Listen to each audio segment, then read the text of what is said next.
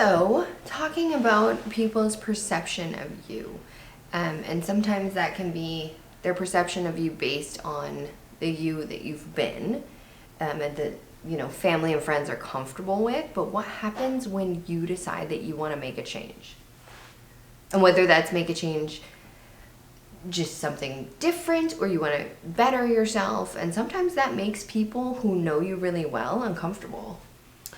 Yeah, well, uncomfortable, that's maybe an understatement. I mean, people like their comfort zone, right? And so we all like our own comfort zone. Yeah. And then people within our groups, whether it's family or friends, they like that comfort zone too. So it can be really challenging when you decide that you want to venture outside of that. Because they get used to a certain version of you. And they get used to, how you act and what you say and where you work and the house you live in. Like, they get used to this routine of you that makes them feel comfortable. But when you make a decision that you want to elevate, you want to move or change careers or start a company, or you want to start working out, or you want to get healthier, that can make other people around you uncomfortable, which in turn, unintentionally or intentionally, can turn to people not being that supportive, and actually can turn to people sabotaging you. Yeah, it's funny, like when I hear you talking about that, I think of things like so you want to eat healthier, you want to get fit, and you want to eat healthier, and if you're accustomed to being in a situation where you go to the family dinner and it's like, remember the Clean Plate Club, like, eat more, you're skin and bones, you're wasting away to nothing, eat. And it's like, yeah, I get that, but I want to actually, I've decided for myself, I want to make this change. No, we don't, no, not while you're here. You're going to eat like this. And it's like, or, Christmas is the worst because it's just like snacks, junk food, and it's all freaking delicious. But if you've made that conscious effort that you want to switch, it's not even just that it makes them uncomfortable. Right. It's like it messes with their routine. Right. And so I guess the point we're trying to make is that making those changes can sometimes be hard, and the people that you think that are in your camp, right, they're not out to, we don't believe that anybody maliciously, maybe some, very few though, within your circle of family and friends, are out to maliciously be like, man, I'm not gonna. Well, that's when I say, I'm not gonna screw you over. Yeah, sometimes they sabotage you. It might not be from a bad place, that sabotage.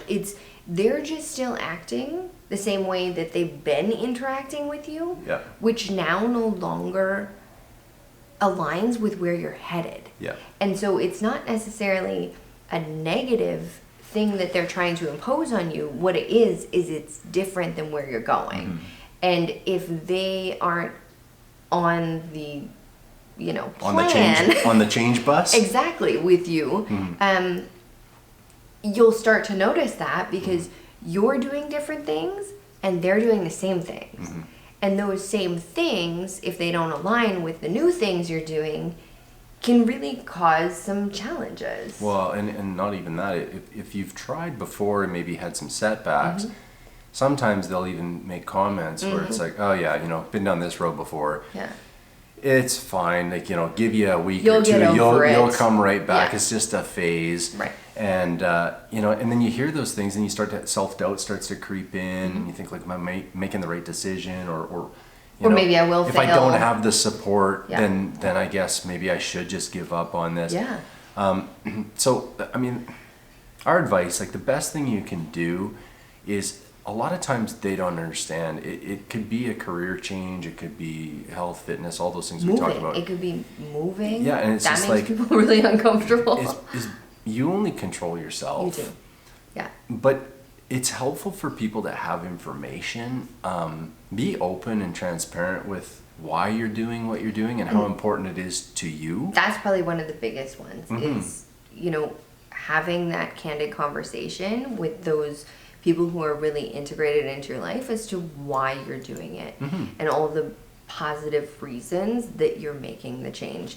And And as tough as it may be, and this is maybe harsh, but as tough as it may be, they're left with a choice. If you control your actions, you put out there to the world what you're doing and why you're doing it, and you believe in yourself and you believe in your choice.